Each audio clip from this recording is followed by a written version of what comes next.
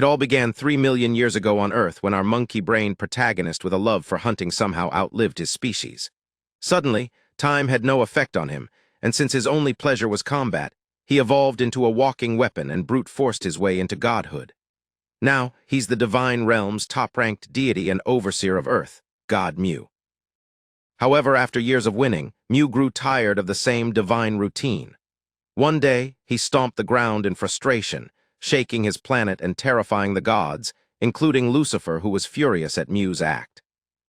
Meanwhile, Mu sat blankly, bored out of his mind. He'd cooked every god, demon, and monster, and his last real fight was 1,000 years ago. Being too strong was a curse. Then it hit him if he weakened himself and lived in the body of an earthling, maybe he'd finally get some noobs to fight. With that dumb idea locked in, Mu rose from his throne and called for Dragonling. When he said he was leaving, Dragonling panicked and tried to bind him, but one glare made him freeze. Mu didn't care about the upcoming gods meeting and dragged the clinging assistant along. With a burst of power, he broke the spell and teased Dragonling about fighting him. Nervously backing off, Dragonling wished him a safe trip. Mu reached toward Earth, scanning for a vessel, and paused at a message from a desperate guy begging to be ice guide and grinned. He told Dragonling to watch over his body and whoever arrived in his place. Dragonling warned that the body's death meant soul loss, but Mu just smiled and left anyway. A moment later, his soul left his body. On Earth, a bandaged-up Liho binge-watched anime like it was therapy because it was. Tired of a world where MCs get cheat codes and he gets nothing, he smiled, tossed his phone, and jumped from a rooftop. The phone shattered, so did he. Blood pooled, glasses broke, and his breath shook. Then Mu's soul descended, taking over his broken body. In that moment, Liho went from anime watcher to the MC of a whole new story. Meanwhile, in the divine realm, Liho stood in a better body. Before him towered a massive dragon. They were both shocked and scared by what was happening. Back on Earth, Liho lay on the floor, shaking in pain. His body throbbed from deep within, but Mu, who had mastered even involuntary muscles, took control. He steadied his heart, stopped the bleeding, and smiled. It had been ages since he'd felt this alive. Placing a hand on his forehead, he scanned Liho's memories. Still aching, he tried to walk to Liho's base, but his legs gave out, so he started walking on his hands. Mu reached Liho's house, and after digging through memories, he learned Liho lived alone, broke, and miserable. His routine was school, and there someone picked fights with him. That thought excited Mu. It meant he could jump straight into a fight. He started shadowboxing, but pain shot through his arm. Liho's body wasn't built for this. Feeling sore for the first time in 1,000 years weirdly thrilled him. The next day on his way to school, Mu passed by the crash site, now swarming with police. Unbothered, he reached class and slammed the door open. One guy glared and called him an idiot. Mu walked straight up, grinning darkly. From Liho's memories, he knew this was the bully, and today Mu came to collect with interest. The bully mocked him, questioning if he had gone crazy, and made a snide comment about his missing glasses. Before Mu could say anything, the bully swung his fist and landed a punch on his face, mocking him again, saying he looked easier to beat than a grandma. Blood spat out from Mu's mouth. But Mu had his own rules for fighting. For him, a fight didn't begin until the opponent clearly showed intent, and the first strike was all the confirmation he needed. Laughing with a bloody mouth, Mu looked even scarier. Now he had the green light. The guy had started it. The bully called him insane, but it was too late. Mu clenched his fist and smashed it into the bully's forehead. Pain shot through his arm right after, thanks to the sore muscles. His hand trembled again, a harsh reminder that this wasn't his godly body. The teacher shouted at them, trying to stop the fight, while the rest of the class stared at the chaos. The bully, furious over being punched, rushed at Mu again with a broken nose. Mu defended himself as best as he could, blocking most of the attacks. But he couldn't help thinking how easily he would have ended this if his real body had been in action. He briefly considered using his godly powers, but was shocked to find out mana didn't work on Earth. That moment of disbelief cost him another punch to the face. The bully had no plans to back off. Realizing he couldn't win with this weak body, Mu knew he couldn't rely on arms, legs, or magic. That left only one option. Finger bones weren't strong enough to beat a skull, so in a sudden move, Mu lowered his head and took the incoming punch directly with his forehead. As expected, the bully's fist broke on impact. The pain made him scream. In that moment, Mu felt like a genius. With no time to waste, Mew grabbed the bully's hand and headbutted him right in the family meat, targeting the one spot most guys couldn't handle. The bully, completely unprepared for the blow, was hit with another wave of pain. Mew followed up immediately by slamming his head into the guy's jaw. The pain was too much. The bully's eyes rolled back and he dropped to his knees. Students around them watched, some cheering, while others recorded on their phones. The weakest guy in school, Liho, had just taken down one of the biggest bullies. They whispered among themselves, wondering how yesterday Liho ran home after getting beaten up, and today he turned the tables completely. As the fight ended and the excitement faded, Mew felt something only pain could teach. The dull throbbing in his face, the iron taste of blood in his mouth, all of it made him grin. Moments later, Mew stared at the unconscious guy lying on the floor. It felt like he wasn't done with him yet. Maybe he even thanked the guy for putting up such a fun fight. Then out of nowhere, Mew leaned in and bit the guy's ear. Blood splattered everywhere. He didn't just bite it, he chewed off small pieces and spit them out right there in front of all his classmates. Horror filled the air. None of the students could believe what Mew had just done. They all started thinking of him as a complete lunatic. Mew, still vibing, wiped his mouth with all the calm of someone finishing a good steak. He looked down at the twitching human ragdoll and smiled. His twisted tradition was a biting part of his opponent, who gave him an enjoyable fight. These unlucky few were called Mew's playthings. Only strong fighters ever earned that title. To Mew, it was an honor. To everyone else, it was a walking red flag in human skin. As the story spread, students all over the second graders couldn't shut up about the fight.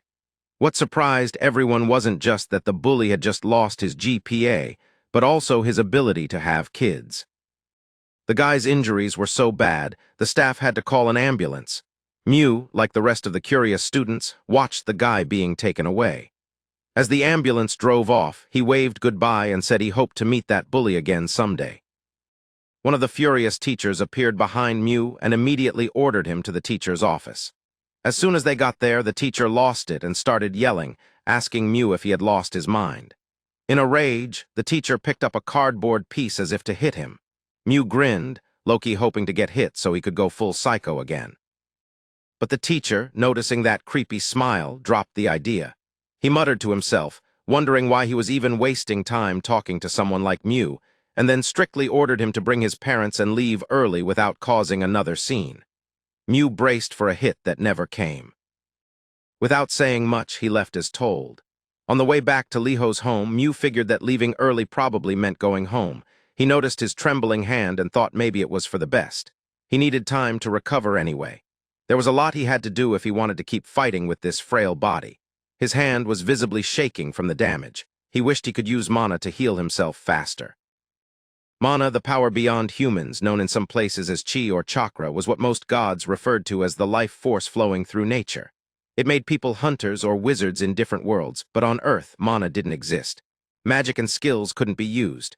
No matter how badly Mew wanted to rely on it, he couldn't. He gave it another try, but still no luck. He recalled his last fight where he tried using it, but nothing happened. He figured he'd have to adapt to fighting without mana and focus on physically training his body. Once he reached his base, Mew crash-landed onto his bed, groaning as his body demanded a timeout. Until then, he figured he might as well pop back to the god realm and see what was going on there. In an instant, his soul shifted, and he returned to his original body. As he regained consciousness, his eyes widened. There was Liho, the very earthling whose body he had borrowed, choking the poor dragonling. The dude was swinging it around like a plush toy, acting like he owned the place. Then Liho turned to Mew with confidence and demanded that he hand over the dragon, saying he had called Mew to send him to another world anyway. Since he was at it, Liho figured he might as well get the dragon, too. Mew didn't appreciate the attitude. He would never give up his spot to anyone. Without hesitation, he grabbed Liho tightly, confusing him, and started walking forward, saying now he'd send him to another world. At that time, Lucifer was in his domain, ranked second among the gods. He was inspecting the planet Elmer. Mew showed up unannounced while the dragonling tried to explain things, but before it could say anything, Lucifer cut it off. He didn't want to hear a word. Mew didn't care. He simply said to open the gate because he was sending Liho to Elmer. Lucifer reminded him that Elmer was Mew's domain, so he had no right. Mew grinned creepily and said it didn't matter since he was stronger. If Lucifer had a problem, he could take a swing at him. Mew was always ready. Lucifer knew he had no chance. Frustrated, he called Mew a muscle-brained idiot in his head. Without wasting time, Mew stepped forward. He touched the surface of Elmer. Lucifer warned him that it was taboo among gods to interfere with another's domain. A barrier would activate even for Mew. But right as the barrier formed, Mew shattered it without breaking a sweat. Lucifer was shocked. Mew called him a lazy bum, saying he could never pull this off. Lucifer replied that these were just how the world's laws worked. Mew opened his hand and dropped Liho, telling him to jump into the hole he made in Elmer. Liho hesitated, clearly scared. Mew reminded him that this was what he wanted, another world. Liho asked again for the dragon. Mew flatly told him to find his own dragonling. Yang Yang was his. Then he launched Liho into Elmer, forcefully sending him into Ice-Sky. As Mew turned to leave, he muttered about how lazy kids these days didn't want to work for anything. He casually told Lucifer to take care of him and left. Lucifer stood there, humiliated and burning with anger, wishing he had the power to tear Mew apart. Lucifer's story hadn't always been like this. He originally came from the planet Elmer. Back then, he was known as the first demon king, standing above all life. Full of arrogance, he challenged the being known as God.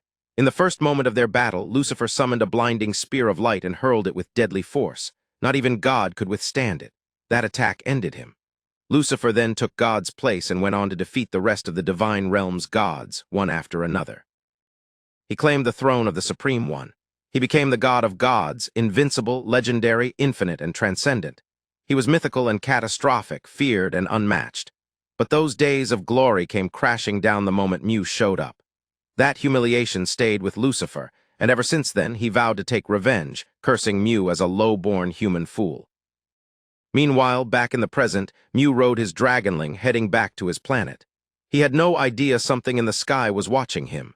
A demon, most likely sent by Lucifer, was spying on him, trying to figure out what Mew was planning next.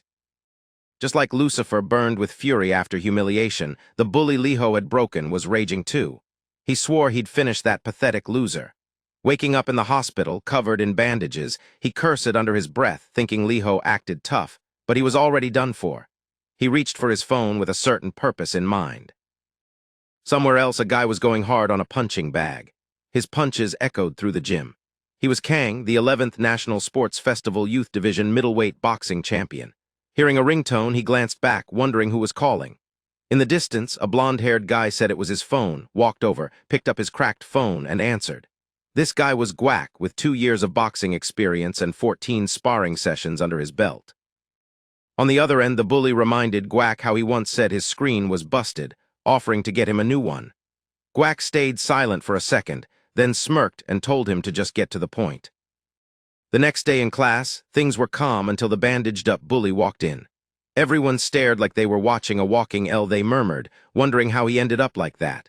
Some students mocked him, saying he was all bark and no bite, scared of him for no reason. One student joked that his sperm count hit rock bottom. Losing control, the bully couldn't take it anymore. He slammed his bag on the floor and shouted at them, calling them cowards for whispering loudly enough for him to hear. He dared anyone to fight him if they had a problem. The class president, a girl with glasses, stood up, clearly annoyed, and told him to sit down or get out. He yelled back at her, asking if she was crazy, losing it completely. He asked if she wanted to die, then grabbed a chair and tried to throw it at her. The whole class froze in fear. Right then, a massive teacher who looked like the Hulk walked in, asking what all the fuss was about. He looked at the girl standing and asked her what had happened. She sat down and quietly said it was nothing. He told her to come see him after class. She wondered to herself what he could want. After school, she met with the teacher. He asked her for a favor. Liho hadn't been answering his phone, and the teacher wanted her to check on him. As he walked away, he said he'd write her a glowing recommendation letter for senior year. She couldn't refuse after that.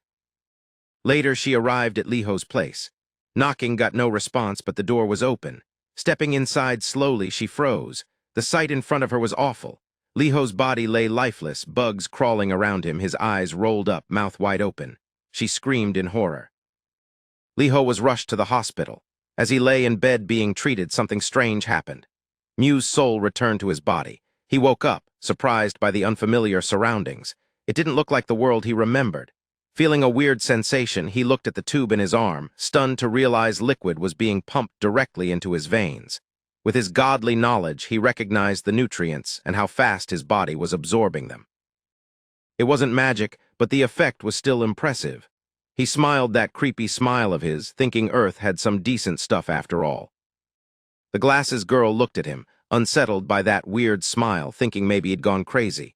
She told him the homeroom teacher had asked her to find him and said he needed to return to school. She picked up her bag, ready to leave. Mew stood up and stared, wondering if she was the one who helped him recover. Instead of thanking her, he asked her a question. She, in a hurry, asked what now. Mew, grinning, wanted to know more about Earth. Then he asked if she knew a place where he could train his body. Without waiting, he pulled the needle from his vein and got ready to leave with her. She gave him a side glance, thinking he was a total nutcase, and asked if he even had money for that. Then she suggested a place that wasn't fancy at all. Later, Mew was out in a small park gym, checking out the old workout machines. He started with pull-ups, breathing heavily, sweating as he looked around, impressed. He wondered if this place was called Sansujang. The equipment felt so professional compared to what he had 4,000 years ago. Back then, people trained with stone rolling, cliff climbing, and hole digging. It was all basic and primitive. Maybe Earthlings were tougher than he had thought. He stepped onto a cycling machine, confused about what kind of training this was. While he pedaled, something like a stone hit his back and dropped to the ground. He turned and saw the same bandaged-up bully standing there, furious. He'd finally found Liho. With him was his boxer friend Guac. They said they searched the whole neighborhood for him. Mew sat calmly and picked up the stone, asking who threw it. The bully, feeling bold with Guac beside him, admitted he did. He threatened Mew, saying his cousin had taken out all the third years before. Before he could finish, Mew punched him hard in the already broken nose, smashing him to the ground. The guy lay there groaning and cursing. Mew stood ready, grinning with that usual creepy look, welcoming the fight. Back in the gods' realm, things were getting tense. It was time for the usual divine meeting, but Mew was absent as always. Instead, his assistant, the small dragonling, had shown up on his behalf. Nervous and clearly out of place, the dragonling announced that he would start the meeting. Holding a piece of paper in his trembling claws, he explained that since Lord Mew wasn't present, he'd simply read out the message and leave. But before he could say much, Lucifer interrupted, disgusted and full of rage. He glared at the dragonling, demanding what business he even had being at a god's meeting. Scared stiff by Lucifer's intense stare, the dragonling quickly denied any intention to interfere, insisting he was only there to deliver the message. Sensing things were about to escalate, he quickly began reading the note in a shaky voice. It was the same message Mew always sent. If someone worth fighting appears, let him know. That's all. Hearing this, Lucifer could no longer contain his fury. He slammed the table hard enough to crack it, shouting that this was pointless. He ranted about how Mew didn't even bother showing up anymore, asking if the rest of the gods were okay with this. The room stayed silent. The others didn't say a word, silently agreeing with Lucifer, yet none dared speak even in Mew's absence. Lucifer pressed on, saying these meetings were meant to ensure world stability.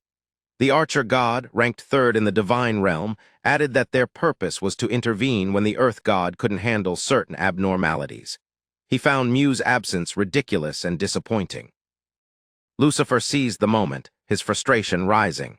He claimed the real issue was that Mew treated maintaining the world like a game. Because of Mew's reckless behavior, the entire system was at risk. He yelled that Mew's so-called solutions always made things worse. Turning toward the ninth-ranked god, the god of Cyclops, Lucifer brought up an old memory. He reminded him of what Mew did to the Cyclops planet 1,000 years ago. Back then, the planet was on the verge of destruction. A massive, ugly void creature called Shoggoth had appeared, capable of devouring the entire world. Just as it began tearing through the Cyclops' homeworld, something unexpected happened. The creature was suddenly shot through the middle and split apart. That something was Mew, flushed with excitement, delighted by the chance to fight and effortlessly finishing the monster. Lucifer pointed to this as proof of Mew's carelessness. He argued that if the gods had worked together, they could have minimized the damage. Instead, that idiot let part of the planet get eaten. He declared he couldn't stand by any more and watch Mew destroy everything, claiming Mew wasn't fit to be a god. The dragonling stood there speechless, unable to defend his master, silently begging Mew to return soon. Meanwhile, back on Earth, Mew inside Liho's body was staring at the bully still holding his busted nose. The guy kept cursing and threatening Mew, claiming his boxer cousin would finish the job. That cousin, Guac, was still impressed by Mew's punch and asked what sport he played. Mew casually replied that he didn't play anything, he just fought. Guac spat out his chewing gum and mocked him, calling it a case of middle school syndrome. Then he got into his stance, saying he was ready to see what Mew had. He charged at him and landed a solid punch to Mew's face, sending him flying with a bleeding nose. Gwack stood there, shocked. Something about the guy was off. He had watched the punch all the way through but didn't even try to dodge. What Gwack didn't know was that Mew, being obsessed with fighting, never avoided the first strike. For him, that was the signal to start the real fight. With his usual wild grin, Mew yelled something about hand-to-hand combat being Gwack's specialty. That grin alone made Gwack shiver, starting to think maybe this guy was actually insane. Next, Mew copied Gwack's fighting stance, asking if this was how it worked, then rushed forward. Gwack thought he was just being a copycat. When Mew threw a punch, Gwack caught it with his palm easily. But to his surprise, it pushed him back and made his hand throb in pain. He was shocked at the power behind such a weak-looking guy's punch, thinking it didn't feel real. Mew's face lit up with even more excitement. The attack worked. Just by copying Gwack's form, he had landed a perfect hit. A moment before impact, Mew had tensed his muscles so hard they screamed in pain. But it felt amazing. The more pain he felt, the more he enjoyed it. He realized none of those weaklings ever gave him this kind of force. It reminded him of the fight with that creature. Gwack watched in disbelief as Mew took off his belt and wrapped it around his fist. Mew thought if he wanted to keep this going, he had to protect Liho's body at least a little, so he'd use a temporary Himontes. The beaten-up bully cried that Mew wasn't fighting fair. Gwack told him not to interfere and then went in again, fully aware now that this wasn't someone he could take lightly. He started throwing punches fast, using speed and strength to overwhelm. Mew blocked most of them, though the pain made his movements slower. Gwack kept taunting him, saying his guard was garbage. But as the fight continued, Mew started analyzing Gwack's style, fast and precise but far too predictable. Mew figured out exactly where each hit was aimed. Now dodging was easy. When Gwack launched one final heavy blow, Mew blocked it midair and then struck back, breaking Gwack's arm in a flash.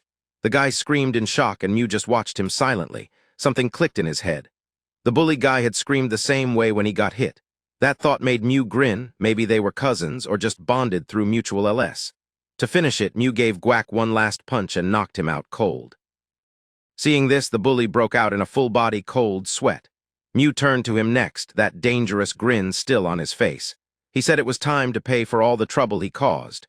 The bully was in full panic now. His cousin was down, and no one was coming to save him from the painful fate that awaited him.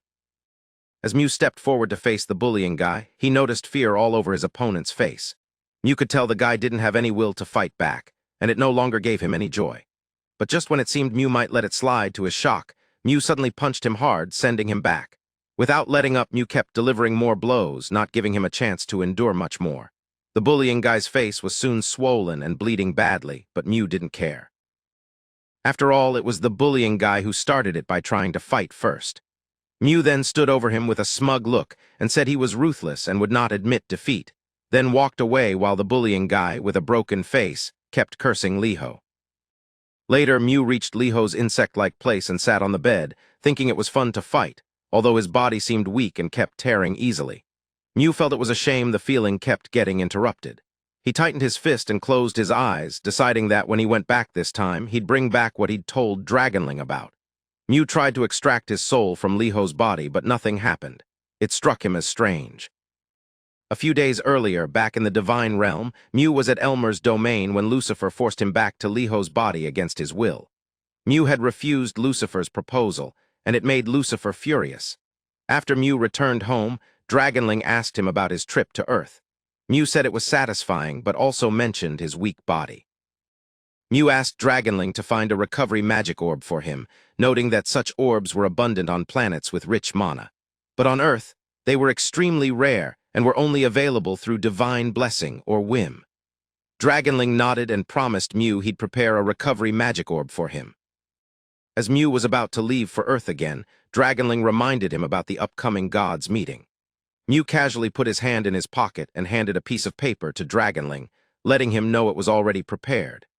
Dragonling sighed in annoyance as Mew left, not realizing Lucifer's small demon was nearby, spying on their every move and sending all the information back to Lucifer. Back in the present, Lucifer was analyzing the situation. He hadn't expected Mew's soul to be gone from his body, and Mew hadn't appeared at the meeting of the gods. That made Lucifer realize Mew wouldn't be in the divine realm for a while. It seemed like a perfect opportunity, the chance that came once in 1,000 years. Lucifer raised his hands and cast his magic of life taxidermy. Purple spear-like bolts appeared above Dragonling. Dragonling, with his sharp senses, jumped back just in time and demanded if this meant a declaration of war against Mu, the god of Earth. Lucifer rose into the air and in a firm voice said it was a war and Mu would be removed from his seat of divinity. Dragonling didn't waste a moment. Without hesitating, he compressed his fiery breath and released a powerful attack that struck forward like a laser. Lucifer was surprised at first, but effortlessly dodged it. His attack remained strong and exploded on the far side of the god's realm, causing a massive shockwave. The archer god rushed to put up a protective barrier around himself and all the nearby gods. Lucifer remained unharmed and unfazed, while Dragonling, seeing his first attack was useless, decided it was time for the polymorph release. His body glowed red, a strange aura flowed from his eyes, and Dragonling grew giant in form.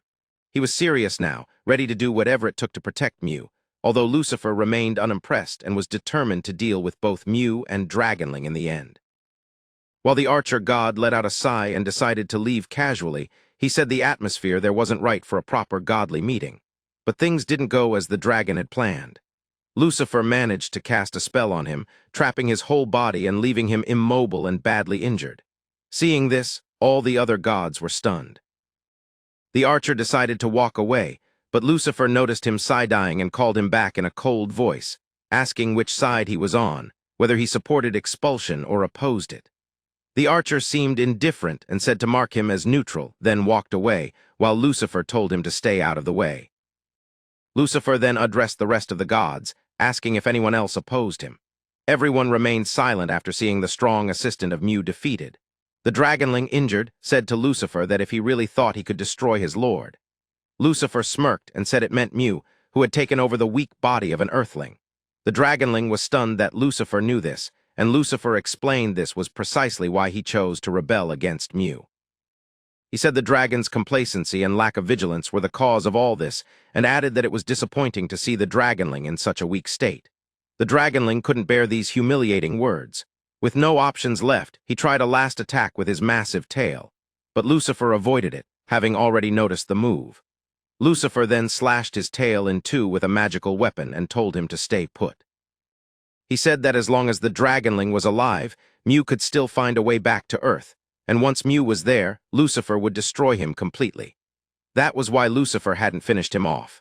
Lucifer then laughed at the Dragonling's miserable condition while the Dragonling fell to the ground, spitting blood and trembling in pain. Back on Earth, Gwak was being scolded by his coach.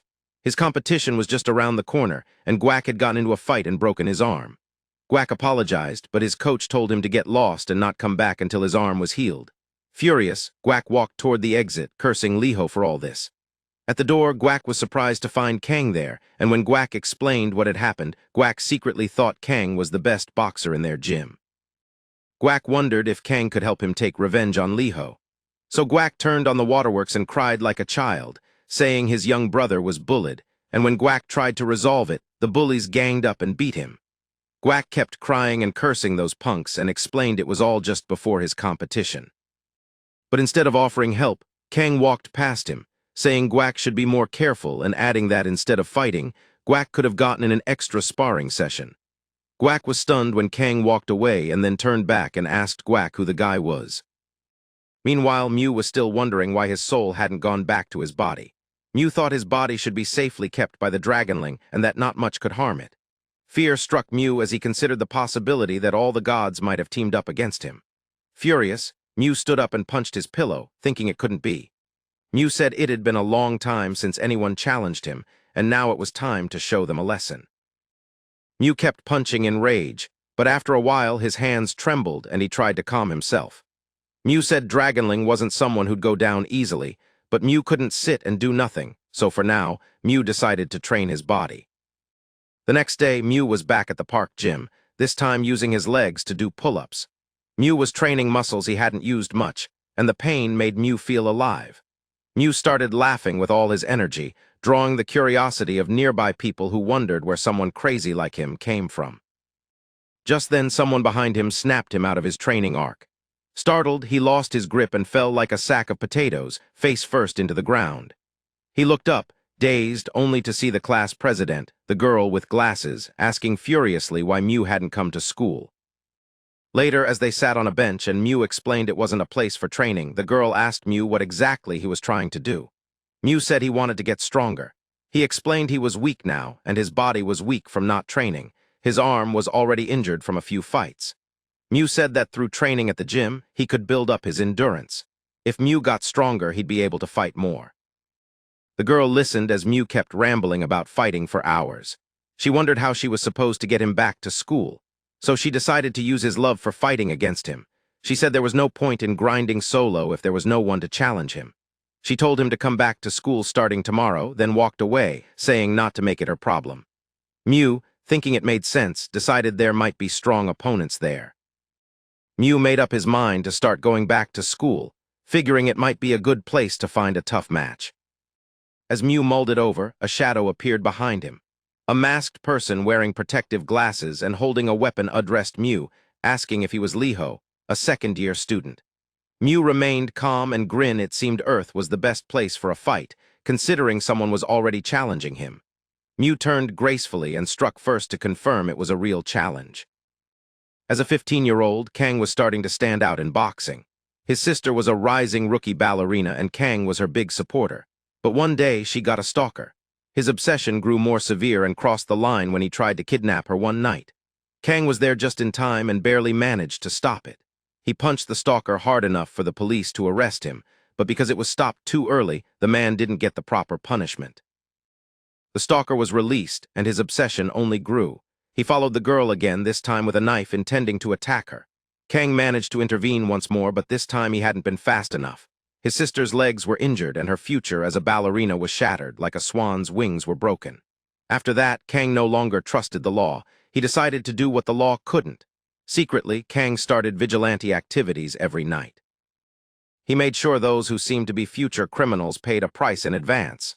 To him, fighting meant judgment, and Mew was no different. Back in the present, Mew received Kang's preemptive punch directly in his face.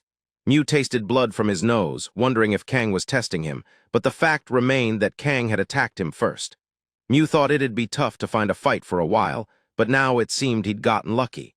Kang kept watching him, surprised Mew hadn't run away like everyone else after a few punches. Then Kang asked Mew why he went around beating people, wondering if Mew wanted to become a thug. Mew grinned and said he hadn't come for small talk. That made Kang more furious, confirming that Mew was crazy. Kang challenged him to a fight and rushed forward with a flurry of punches. Mew dodged each one effortlessly and grew more and more confident. Kang was frustrated when Mew avoided all his attacks. His opponent was not just all talk. Mew remained calm under pressure and kept blocking Kang's attacks, much to Kang's surprise. Kang tried a left-right combination, intending to block Mew's view and land a heavy strike, but Mew already anticipated it. Kang hadn't gotten a clean hit on Mew yet. This was just a warm-up for Kang. He decided to treat Mew like a punching bag for a while and rushed forward again with powerful blows. Mew noticed these were different from before. Kang didn't give him a chance to breathe. Mew tried to hang in there, but Kang kept targeting his weak points. Then Kang landed a hard shot on Mew's side and kicked him in the meat. Kang stepped back for a moment, letting Mew absorb the sharp pain.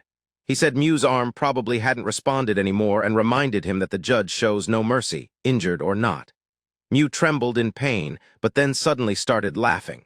That surprised Kang and made him more furious, prompting him to become more ruthless. Mew already understood the gap in their power. He knew that this bastard Kang couldn't be defeated now, not while Mew was in Liho's injured body. But Mew hadn't given up. Winning for him was not just about pure power. It was about staying cautious and calm and not smiling. From 1,000 years of battle experience, Mew remembered a fight that felt just like this. It was a rare moment when Mew was nearly overpowered. Even then, Mew hadn't regretted fighting. It was enjoyable, but Mew wanted to win no matter what. He forced himself to calm down and erase his emotions. That creepy grin fell away from his face, and Mew carefully studied his opponent's movements. When another punch came toward his face, Mew made a move. He distracted his opponent just enough to find an opening and landed several consecutive blows on the giant monster. But much to Mew's disappointment, his attacks barely made a dent. The more Mew fought with his head, the less it seemed to affect his opponent. His true power came from his emotions, and as much as Mew tried to suppress it, that creepy, familiar grin came back. Back in the present, Mew reminded himself that when he wanted to win, he surpassed his emotions even more. He forced himself to look sulky, although he hadn't noticed how ugly Liho's face seemed while wearing Mew's expression. Kang grew more frustrated and called Mew a crazy jerk. Furious, he made up his mind to finish Mew once, and for all if Mew kept fooling around. Mew remained there with Liho's ugly face, pretending not to know what was coming his way. Kang rushed forward at Mew with a punch, but Mew stepped back and dodged it, causing him to miss and hit a nearby tree instead. Mew then decided it was time to protect himself. He pressed his foot hard into the ground and kicked up a rush of dust toward Kang's face and eyes. But Kang was already wearing protective glasses, and it kept him from being blinded. Kang said that throwing dirt in someone's eyes was a trick only a criminal in the making would use, adding that it was all too predictable. He believed Mew deserved a beating. With his weapon in hand, Kang walked toward Mew. Mew lowered his head briefly, making Kang pause for a moment, unsure if it was a trick. Mew then started taunting him, asking if he was going to attack or not. That made Kang's rage boil. Without thinking much, Kang rushed in again. Mew dodged this attack with Liho's goofy face, but then Kang tried a sneak attack from Mew's blind spot. Mew avoided it again, although this time it left a small hit on his chin. Mew already knew Kang was now aiming directly for his chin. Mew realized that the people he fought previously were more defensive. The ground was filled with countless variables, making it hard to move quickly and attack. The evolution of flat ground and proper footwear seemed to allow the people of today to become more aggressive in their fighting. Mew, understanding this, made sure to control the flow of their movements. His trick of kicking up dust hadn't been meant for Kang's face, but to scatter small rocks on the ground and create obstacles that would slow Kang down. Mew kept up his mocking to fuel Kang's aggression and guide his movements exactly where Mew wanted him. Mew kept dodging, making sure Kang crossed the patches of gravel and sand Mew had prepared. Mew was waiting for the perfect moment. As soon as Kang lost his balance, Mew jumped forward, ready to attack a vital spot. But at the last moment, Mew's arm fell weak, and instead of striking with a powerful blow, Mew turned it into a weak elbow attack. It was enough to shatter Kang's protective glasses and stagger him briefly. Mew mocked him again, saying he missed. But then Kang struck back hard with his weapon, breaking Mew's leg and forcing him to his knees in agony. Kang stood taller now, taunting Mew, adding that Mew would probably keep laughing like this in the future, and that Kang was going to make sure Mew wouldn't do it again.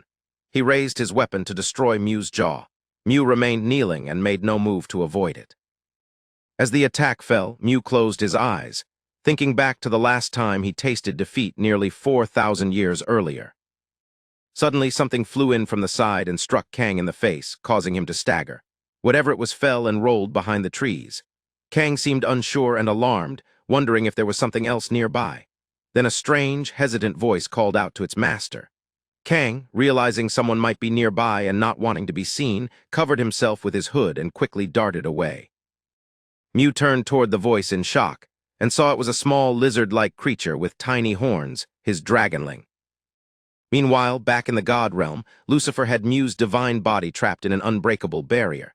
He made sure Mew's soul could no longer return to it and took both Mew's body and the dragonling back to his own domain to keep an eye on them. Lucifer decided all that remained was opening Earth's barrier. He tried to convince the dragonling to betray its master, offering it power in return. The dragonling remained silent at first, and then whispered something Lucifer couldn't hear. Furious, Lucifer demanded the dragonling speak up. The dragonling then pointed toward the barrier where Mew's body was held. Dragonling seemed to be wondering if a barrier meant attacks were useless.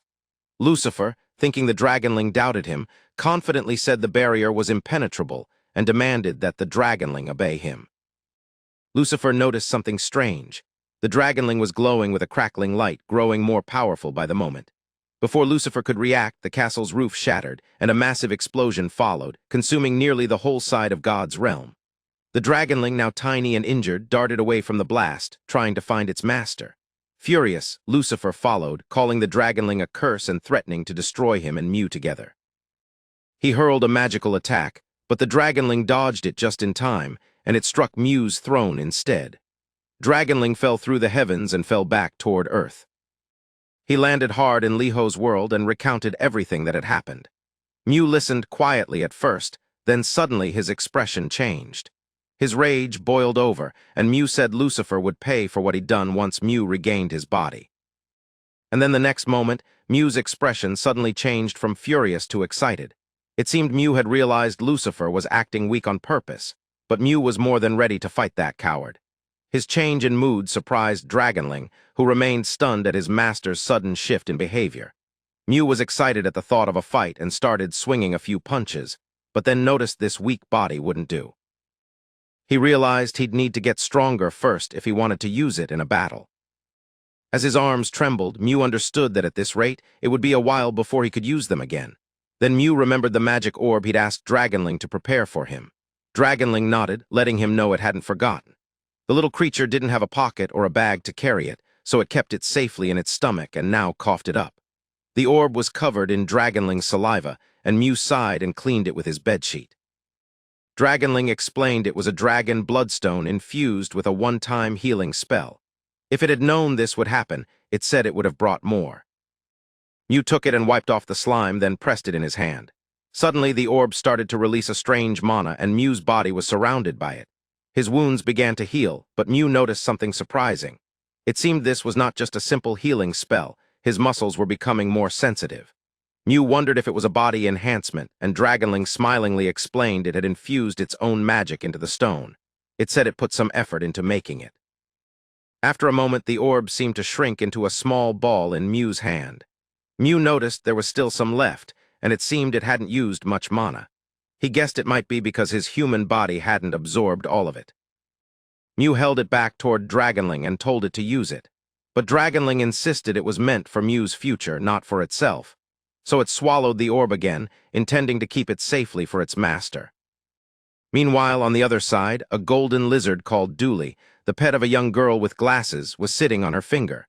She wished Dooley could talk, thinking it would be more fun if they could chat and play together every day. After a moment, she put Dooley back in its cozy spot and left for school. Back in the classroom, the former bully was quietly sitting at his desk with a book, thinking that bullying hadn't really suited him. Instead of causing trouble, it seemed better to study. Mew entered with a dramatic entrance, spotting the former bully immediately. With a mischievous smile, Mew asked if the guy wanted another round. The class president appeared right behind Mew and seemed surprised that Mew had shown up today. Mew's Dragonling was hiding under his shirt, peeking out. Mew nodded and said it was her words that convinced him to come back, although his mischievous expression made the class president wonder if something weird was about to happen. She wished him good luck anyway. As the day passed, two guys were discussing a piece of gossip. A girl was excited, asking the other if he'd heard about the second-year neutralization. The other guy, who seemed to be Kang, looked surprised at the news. The girl explained there was a kid in the second year who was getting bullied. Kang asked in shock if it was the kid who fought back. The girl nodded and explained how Mew even ripped off the ear of the person who challenged him. That's how people started calling him neutralization. As Kang listened, it made him think back. His imagination was filled with Gwack's injured ear and Mew's crazy attitude during their fight. Kang started to wonder if Mew might be the person everyone was talking about. He also began to doubt Gwack's story and remembered his crocodile tears. Furious, Kang decided Gwack might have lied. Later, on his way back home, Gwack scratched his head awkwardly, thinking it was a close call. He hadn't gotten into a big fight over a lie. But then Mew was also making his way back, feeling frustrated that the day hadn't gotten him much action. Everyone in class seemed weak and boring. Mew decided it might be a good time to train at the sand arena instead. Suddenly, something caught Mew's eye, a person up ahead, and Mew recognized him immediately. Mew called after him, yelling it was that guy from yesterday. Kang turned and was terrified when he saw Mew, then started running. Mew rushed after him with a mischievous smile. Kang was worried Mew might chase him because he recognized him, although he was wearing a mask and protective glasses. But Kang was surprised Mew seemed to know it was him anyway. Trying to lose Mew, Kang darted into a side path and Mew briefly lost track of him. Mew clicked his tongue in frustration. This was the perfect chance for a fight. Dragonling poked its head from Mew's shirt, realizing Mew was searching for that jerk from yesterday. Dragonling hopped to the ground and started sniffing around like a pro. Suddenly, someone appeared in front of it. Dragonling looked up, tilting its head in curiosity, and then a young girl wearing glasses noticed it.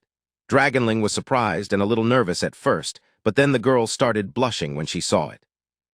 As she looked at the adorable talking lizard, she sat down and held it in her hands. The Dragonling protested and tried to break free, while the girl remained unsure if this creature was really real. Then she finally realized it was even cuter than her pet Dooley. The next moment, the dragonling jumped from her hands and made a break for it. As Mew came into view, the dragonling rushed toward him and hid behind his pants, apologized, and said it hadn't meant to lose its power. The girl walked toward Mew with a confused look on her face. She asked him if that creature was his friend. Mew nodded and casually said it was a very obedient one. Liho's class president, Eugen, felt a rush of envy as she saw Mew with such a nice pet. Mew noticed her expression and came up with an idea. Without a second thought, Mew raised his leg, making the dragonling tremble and stick close to him. He held it forward and offered it to Eugen if she wanted to borrow it. Mew didn't care much about the dragonling's wishes. Eugen's face lit up at the proposal. Mew then grabbed the dragonling by its head and tossed it toward her, adding that in exchange, there was something he was looking for from her. She quickly nodded, happy to take the cute pet with her. Mew turned back toward his goals and casually told Dragonling to stay with Eugen and come back on its own. The dragonling cried in panic, afraid its master was leaving it behind. Meanwhile, back at Eugen's place, Eugen sat nearby, observing the dragonling, who was clearly over the drama and wondering if it was mad at her for taking it away from Mew. The dragonling sighed and introduced itself as the master's secretary. It said his master had ordered it to help her in whatever she needed. Eugen, charmed by its chibi professionalism, felt her heart skip a beat as it extended its baby-sized hand. She shook its tiny hand and made sure it meant Liho when it said master. She then giggled and told it that she was the class president and even first in her grade. The dragonling was shocked to hear that Mew wasn't the leader here and insisted that Mew was the strongest person alive. Eugen challenged that view and said Mew hadn't gotten a high rank at all. As the dragonling tried to process this, it decided it would help Mew become the strongest. Eugen nodded but added a condition. The dragonling would have to visit her home often. It didn't like the idea at first, but then it smirked to itself, thinking this was a perfect opportunity to gather information about the world for its master. So it nodded and said it would do whatever it took for Mew's future. Meanwhile, Mew was at the park gym training hard. After a tough workout, Mew looked at his arms and noticed the physical enhancement. His muscles were growing, and it seemed the more his muscles recovered, the stronger he became. Mew struck a few practice poses and nodded in satisfaction. His confidence grew, and then his mind shifted back to the masked person from the other day. Mew decided it was likely the masked guy came to school, so they'd probably run into each other soon. As Mew walked away, the iron rod nearby bore the imprint of his powerful punch. Walking through the streets, Mew noticed the smell of his own sweaty body following him. As Mew entered Eugen's neighborhood, the dragonling was there, helping her with online shopping for Mew. Dragonling suddenly tasted Mew's scent in the air and darted toward the window, saying it had dropped by often. It hopped outside and leaped over a wall to find Mew. Perched on Mew's shoulder, it explained that it had completely won over Eugen, and that, as Mew's subordinate, she'd be loyal to him from now on. Meanwhile, Mew noticed a shadow in a nearby alley. Dragonling recognized the smell immediately and whispered that it was the same person from before. Mew walked back a few steps and turned into the alley. There, Kang was beating someone up. The thief insisted it was a mistake to attack him over a stolen bicycle and said if Kang didn't let him go, people would come after him. Kang grew angrier and kicked the thief again. So busy was Kang with his own rage that he hadn't noticed Mew quietly appear behind him. Mew stood there, a mischievous smirk on his face, excited that he'd gotten another chance to expose this masked person. As Kang felt danger creeping up from behind him, he turned around and noticed it was that crazy boy again. The little dragonling was still clinging to Mew, tugging at him and pointing in another direction, but Mew kept ignoring it. Instead, Mew walked straight toward Kang, ready to confront him. Kang was a bit hesitant and tried to say it was all a misunderstanding, insisting he hadn't come to fight. But Mew didn't care and kept charging forward. Kang quickly fell into a fighting stance, although deep down he didn't want to attack Mew without a good reason. It seemed to be because once before, Kang had gotten into a fight with Mew and injured him without a proper cause. So now, even when Mew came at him, Kang remained unsure if it was right to attack first. For a moment the two fell silent and remained in place. Mew acted as if he was going to attack, prompting Kang to launch a preemptive attack just in case. Mew seemed to be waiting for that all along. Now Mew had a perfect excuse to start a proper fight. On the other side, Kang was surprised and unsure if Mew meant to attack or not. Nevertheless, Kang fell into a defensive position. Before either of them could move, a thief suddenly took advantage of their showdown. He darted forward from behind and snatched Kang's weapon. The thief raised it, intending to cut Kang down, but Kang quickly stepped aside and avoided the attack. As Kang dodged, he noticed Mew was directly in the path of the thief's attack and worried Mew might get injured, and there'd be no way for him to save him. Mew, however, remained unfazed. At the last moment, instead of dodging or blocking, Mew chose to take the attack head-on, eager for a fight. The powerful blow struck Mew's head, a hit that would have left most people unconscious or even dead. But Mew barely received a scratch and responded with a creepy smile. Mew was excited now. This was the perfect excuse to let loose. Mew didn't hesitate. He launched a kick straight to the thief's joystick, breaking the man's controller beyond repair, causing him to drop his weapon and stagger in pain. Mew snatched it from the air, pressed it against the thief's neck, then yanked him forward and finished it all by delivering a brutal headbutt to his face. Before the thief could recover, Mew rained a flurry of heavy punches on him. Finally, Mew struck a decisive blow with the weapon, crushing the thief's confidence and dropping him to the ground in agony.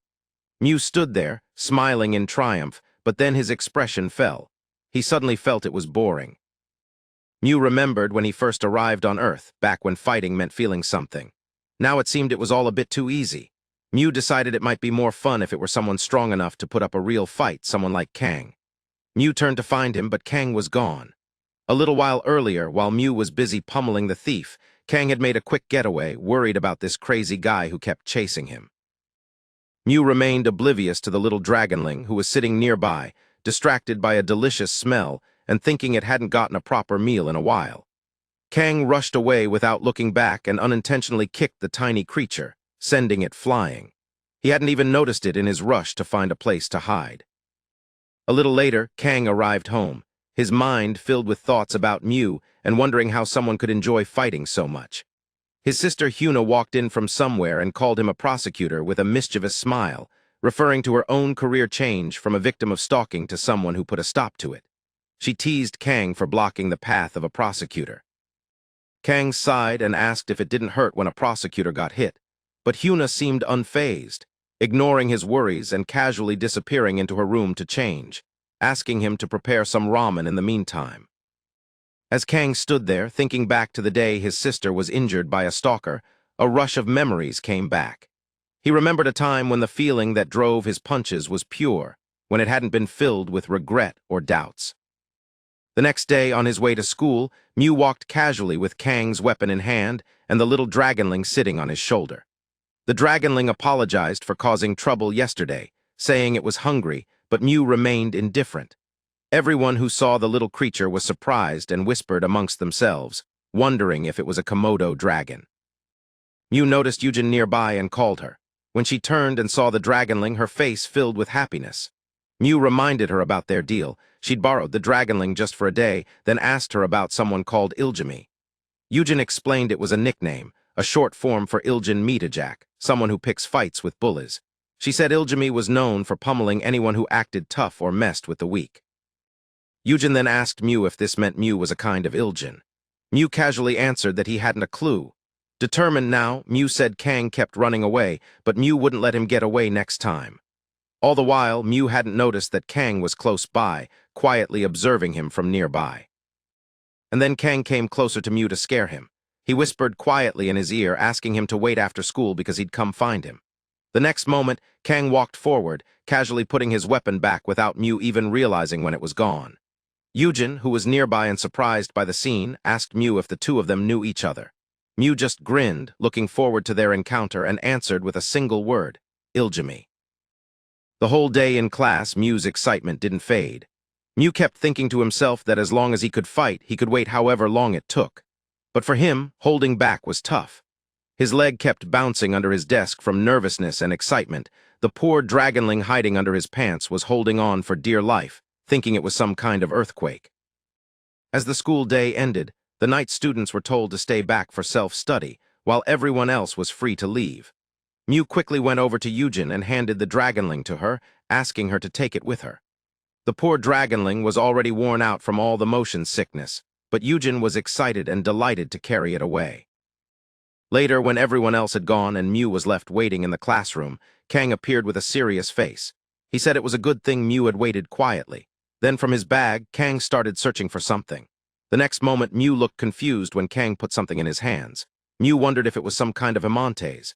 Kang was wearing training gloves and asked Mew if he liked fighting. Mew shook his head and said Kang had gotten it all wrong, that it wasn't that he liked fighting. Before Mew could say more, a flashback struck him, the feeling of pain from delivering and taking 1,000 blows, the muscles straining, the rush that made him feel alive. Mew turned red in the face, smiling broadly in pure excitement. His expression seemed to confuse Kang, who tossed him a pair of gloves and told him to put them on. Kang explained that he couldn't go all out against someone who wasn't a proper opponent. Mew rushed forward immediately, trying to attack with a punch, but Kang easily dodged and sighed in annoyance. He calmed Mew down, saying there was no need to rush, that Mew was the one who came here to fight in the first place. For a moment, Mew seemed to calm, thinking to himself not to stiffen up and stay relaxed. Kang fell into a perfect boxer's stance. Mew rushed forward again, but this time Kang avoided Mew's attack effortlessly and struck Mew directly on the jaw. Then, without pausing, Kang landed another powerful blow from the opposite side. Looking at his own fist, Kang felt a rush. This was fun. It seemed to be a feeling he hadn't experienced in a long time. Kang decided it was time to show Mew what boxing was all about. Mew, meanwhile, recognized the danger. Without physical reinforcement, the attack could have finished him. But instead of being discouraged, Mew was more excited. Grinning from ear to ear, Mew prepared to keep going. Meanwhile, in another classroom during the night self-study, a red-haired guy fell asleep on his desk. His body suddenly trembled as if battling a nightmare. He jumped up, looked around in confusion, then noticed a piece of chocolate and a note on his desk. The note said it was a shame that Heejun fell asleep in class again. Heejun checked his phone, realized it was late, and rushed to pack up his bag. As he walked toward the exit, eating the chocolate, something strange made him pause. He walked past a classroom and noticed Mew and Kang were completely absorbed in their fight. Mew was trying hard to block a rain of powerful blows. At the last moment, Mew raised his leg and kicked Kang in the stomach, forcing him back. Mew followed up by trying a kick toward Kang's face, but Kang dodged it in time. Furious, Kang demanded to know why Mew was kicking when this was supposed to be boxing. Mew jumped into the air and asked who made the rules that a fight should be only with fists. He delivered a powerful kick directly into Kang's face, sending him flying back. Mew pressed forward and landed another kick on Kang's shoulder, causing him to lose his balance. Kang was surprised. He hadn't expected Mew's attacks to be this heavy. Mew then struck again, this time kicking at Kang's knee. Fear crossed Kang's mind. If his lower body gave way, it would be over. Mew kept delivering powerful blows to his vital points, but nothing seemed to affect Kang. Finally, Mew stepped back and forced a smug smile, although in reality it was all over for him. His physical reinforcement had worn off, and without it, Mew was no match for Kang. His body trembled and sweated from exhaustion. Kang noticed Mew's strange reaction. The next moment, a mischievous, creepy smile crossed Kang's face instead of Mew's. Kang mocked Mew, asking if Mew was already out of strength. While Mew on the other side was surprised that Kang had guessed it right. Even though Mew hadn't revealed a thing, Mew kept up the act, pretending it was nothing serious. Inside, Mew was unsure how much longer he could keep going in this messy battle. He forced a nervous laugh, and Kang started laughing back at him. So the two of them stood there, laughing at each other, while the red-haired guy, Heejun, was watching from the window in disbelief. Heejun called them pathetic and ridiculous and turned away, losing all interest in their silly fight. Back in the classroom, Mew saw Kang charging forward. Kang decided it was a perfect chance to attack now that Mew was running out of energy. Mew switched to a defensive approach, trying to block with his leg, but Kang struck a harsh punch directly into Mew's leg. Mew cried out in pain and spun around on a single leg, losing his balance. Kang didn't miss the opportunity. He followed up immediately with another powerful punch, sending Mew flying backwards against the wall. Mew slumped against it, thinking to himself that with his weak body, he couldn't match Kang's solid muscles. He wished he could use his small amount of mana, but when Mew tried it previously, it hadn't gone well. Still, Mew forced himself up, gathered his courage, and tried once more to summon a bit of mana into his fist. Then Mew rushed forward and struck, but for Kang, it felt weak like a child's attack. Kang casually caught Mew's fist in the air and mocked Mew with a smug look, noting how light his punches were. But then something seemed strange to Kang. He turned his head briefly to check, and in that moment Mew took advantage and landed a hard punch directly in Kang's face. The force made Kang dizzy, although Mew's attack was weak. Kang grabbed Mew's hand, confused by what was happening. He felt a strange energy in Mew and decided to focus, wondering if Mew was using something unusual. At that weak moment, Mew struck again with a headbutt, sending Kang staggering backward into the classroom door. Kang fell to the ground, and Mew stood there wearing a mischievous, creepy grin. Mew realized it was working. The way to use magic was by gathering mana into a single spot. To do this, pure mana condensed, while impurities were burned away. But on Earth, where mana barely existed, the process simply condensed air instead, causing a small burst upon release. Mew hadn't expected it to be effective, and a small swirl of mana remained on his finger. But the more exciting part was seeing Kang unconscious on the floor. Mew was about to leave his mark by biting Kang's ear, adding him to his collection of playthings, when Kang suddenly opened his eyes and pushed Mew back. Kang, a professional boxer, wouldn't let Mew do whatever he wanted. He stood up in pain and reluctantly admitted that Mew won this match, but told him not to cross the line. Kang wanted to say something about the strange feeling from Mew's attack, but the pain made it hard for him to speak. So instead, he decided to let it go this time and turned to leave with his injured body.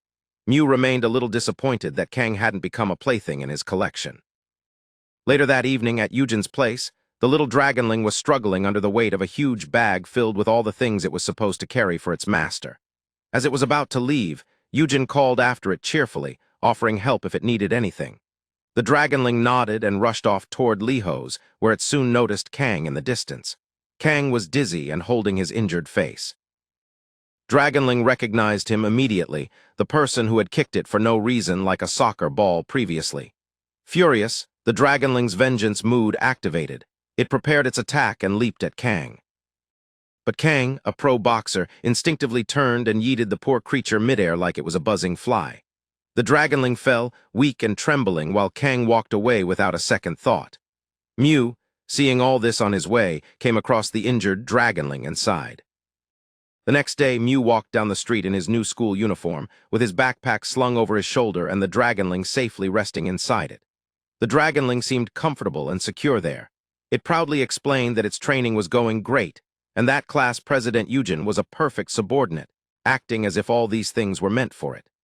Dragonling insisted it was better not to draw much attention, and that it should stay hidden for now. Meanwhile, Kang was walking on the other side of the road. He noticed Mew and crossed over to him. Kang asked Mew casually why he was wearing his school uniform on a Saturday. Mew looked surprised and asked what Saturday was. Kang sighed in disbelief, thinking Mew was messing with him, and decided not to pursue it further. Instead, Kang tried again to say what he hadn't gotten a chance to say the day before. He asked Mew if Mew liked fighting. Mew insisted once more that it wasn't because he liked it, but because he had to. Kang finds it hard to believe Mew, especially after seeing the pure excitement on Mew's face during their battle. Kang asked Mew if he wanted to tag along with him. He said if Mew stayed close, Mew wouldn't get bored and there'd be plenty of fights. As soon as Mew heard this, his body trembled and that wild, excited smile crossed his face again. Kang hadn't meant it quite that way, but Mew seemed eager. Mew asked Kang to take him somewhere immediately. Kang paused, unsure how to respond, and said he hadn't meant that Mew should start a fight right now. Mew wondered if Kang was tricking him. Meanwhile, the dragonling was secretly watching their conversation from Mew's bag, still holding a deep grudge against Kang for having struck it twice previously. At Wild Goose High School, a different school from Mew's, a student stood guarding the restroom, refusing to let anyone in. Inside, a big guy was grilling another student, asking him how much money he made. That student was the same thief Mew had dealt with that day, and now he was holding up 20,000 won. The big guy, whose name was Yangzhou and who was one of the main bullies at the school, got furious and called it crazy that it was far from enough. The little thief started whining and said that if he'd gotten a better price by selling the bike secondhand, it would have been more. Hearing about Iljimi, Yangzhou punched the wall in a rage. Furious, he said, if he had to pay back both the principal and the interest, this wouldn't do. So he demanded that the little thief gather all the people who were standing in his way. The next day, on the other side of town, Mew and Kang were walking through the streets together. Kang opened up and said he used to just let his frustration fly when beating up punks, but after fighting Mew, it felt kind of enjoyable. Mew listened, and then asked if it wouldn't be better to fight him instead of wasting time on weak guys. Kang told him not to worry and said it was only a matter of time until their rematch. Suddenly, something caught Mew's attention. Both of them noticed thick cigarette smoke in the air. Kang put on his mask and protective glasses and said it was likely their first target was nearby. Without a second thought, Kang jumped into action, using the dense smoke to sneak closer. One of the guys in the group noticed Kang first but thought it was a random passerby. With an arrogant tone, the guy demanded that Kang hand over his wallet. At that moment, Kang was sure he'd gotten his target. Without a second thought, he punched the guy straight in the face. The smoke cleared and the rest recognized him. The injured guy screamed that it was Iljimi, and his voice drew all the other members' attention. Kang noticed there were more of them than he'd expected, and then, seeing Mew already nearby, called him for help. Mew stood there trembling with nervous excitement. He wanted to fight but was waiting for someone to attack first. Just then, the guy Kang punched earlier grabbed Mew's leg in a rage and screamed that Mew was with Kang. That was the signal Mew was waiting for. He sprang into action, starting by pinching the guy first, and then Mew jumped into the fight alongside Kang. Together, the two fought all the bullies. Mew was a little disappointed by their weak physical condition. Their muscles were average at best, and their respiratory systems were weak from smoke. Meanwhile, Kang stumbled upon a girly bag on the ground and handed it back to its owner, a red-haired girl. It turned out she was from his class, a girl Kang secretly liked. Before Kang could say a word to her, several more guys arrived. Dragonling, Mew's little sidekick, tried to warn him. Mew had already noticed these were not just anyone. They were a backup team called in by Yangzhou. The previous guys, after losing, had gotten a message back to him. Now Yangzhou was here, cursing Iljimi and ready to punish Kang for ruining their operations. Kang decided it was time to get mad and drew a weapon. Mew's excitement shot through the roof. His face turned red like a tomato. Under Yangzhou's command, the gang charged like discount Power Rangers, but Mew didn't even wait for Kang to breathe. He launched himself straight into the chaos. One punch, one guy down. Another kick, another body folded like laundry. Mew was moving through them like a bug zapper at a mosquito party. But just as Mew was starting to enjoy the free workout, a hand came flying from the side and slapped the soul out of him. It was Yangzhou. With that single move, Yangzhou surprised Mew and tossed him to the ground. Furious, Yangzhou demanded to know why there were two Iljimis when there should be only one. Meanwhile, Heejun, the red-haired guy, was nearby, wondering why his calls weren't being answered. As Heejun walked closer, the sounds of the fight drew his curiosity. He looked into the messy scene, where a group of guys were brawling in the middle of the street, and sighed. To him, it seemed pathetic, a waste of time. He was about to leave when something made him pause. He noticed a girl backed into a corner with Kang standing in front of her, protecting her from the attackers. For a moment, Heejun froze. There was something about this scene, about this girl. His mind went back to his past. Heejun's father was a martial arts champion, a strong man who fell into drugs and slowly turned into a monster. His father's violence forced his mother to flee, but she couldn't take her children with her. Heejun remained, his body covered in wounds, protecting his little sister from their father's wrath. Heejun kept his eyes locked on his monster of a father, enduring everything and secretly training himself. As Heejun grew up, his body grew strong enough to match his father's, and when the moment came, Heejun fought back to survive. His first act of resistance drove his father into a rage, threatening to end both Heejun and his sister. That day, Heejun crossed a point of no return to protect his little sister, Daljun. Heejun struck back and ended his father's life. Later in court, Heejun was convicted of murder, but the court took pity on him and sent him to juvenile detention for a year instead of a heavy sentence. After his release, Heejun supported himself and his sister, understanding that his ability to stay healthy and unharmed was his greatest asset. So Heejun avoided unnecessary fights and treated his body with care. He used to think Mew and Kang were stupid for putting their lives in danger by fighting, but now everything felt different. He couldn't ignore the danger, especially when it involved his little sister. Daljun was the red-haired girl who hadn't noticed Heejun nearby. Heejun remained distant, hidden in the background while the fight raged on in the foreground. But this time, Heejun felt something he hadn't felt in years, a spark of resolve. His protective instinct for his sister was overriding his doubts. Whatever came next, Heejun knew this was a moment he couldn't ignore. Mew's greatest battle is yet to come, but will it be in the divine realms or in the schoolyard? Comment strongest fighter if you're eager to find out in our part 2. Give this video a thumbs up if you enjoyed it, and don't forget to subscribe to the channel for more content like this. As always, thanks for watching.